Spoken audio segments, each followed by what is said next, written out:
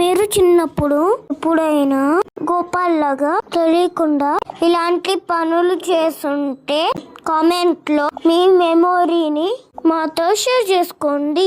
గోపాల్ కి ఆ రోజు హాలిడే. ఇంట్లోనే ఉంటే వాళ్ళ అమ్మతో తిట్లు తింటారు కదా, అందుకనే మీనా వాళ్ళ ఇంటికి వెళ్ళారు. మీనా వరండాలో కూర్చొని చదువుకుంటుంది. గోపాల్ మీనా దగ్గరికి వెళ్ళి, ఎప్పుడు చదివేనా, అలా బయటికి వెళ్ళి ఆడుకుందాం పదా అని అంటారు. అప్పుడు మీనా, నాకు హాలిడే వరకు ఇచ్చారు గోపాల్, రాలేను, నువ్వే వెళ్ళు అని అంటుంది. సరే నువ్వు రావు కదా, మామిడి పళ్ళని నేనే తినేస్తా అని చెప్పి గోపాల్ అక్కడి నుంచి వెళ్ళిపోతారు. మామిడి పళ్ళు కోసం ఎత్తు మీద రాళ్ళు వేస్తాడు.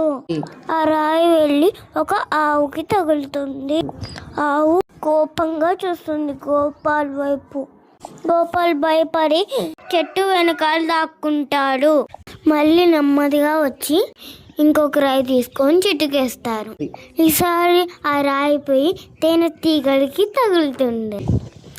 అప్పుడు ఆ తేనెటీగలు గోపాల్ వెంట పడతాయి.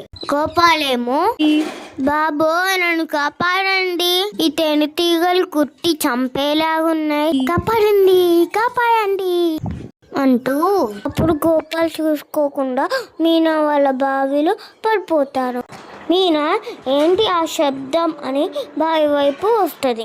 బావిలో తొంగి చూస్తే గోపాల్ ఉంటారు. ఇప్పుడు మీనా కంగారుగా గోపాల్ ఏమైంది అని అడుగుతుంది. గోపాల్ జరిగిందంటే చెప్తారు. చెప్పాక గోపాల్, మీనా నన్ను బయటికి తీయి అంటాడు. చిన్న బకెట్ బావిలో వేసి గోపాల్ని బయటికి తీస్తుంది. గోపాల్ని చూసి ఫుల్గా నవ్వుతుంది. ఈ కథ నచ్చితే లైక్ చేయండి, సబ్స్క్రైబ్ చేసుకోండి. బాయ్.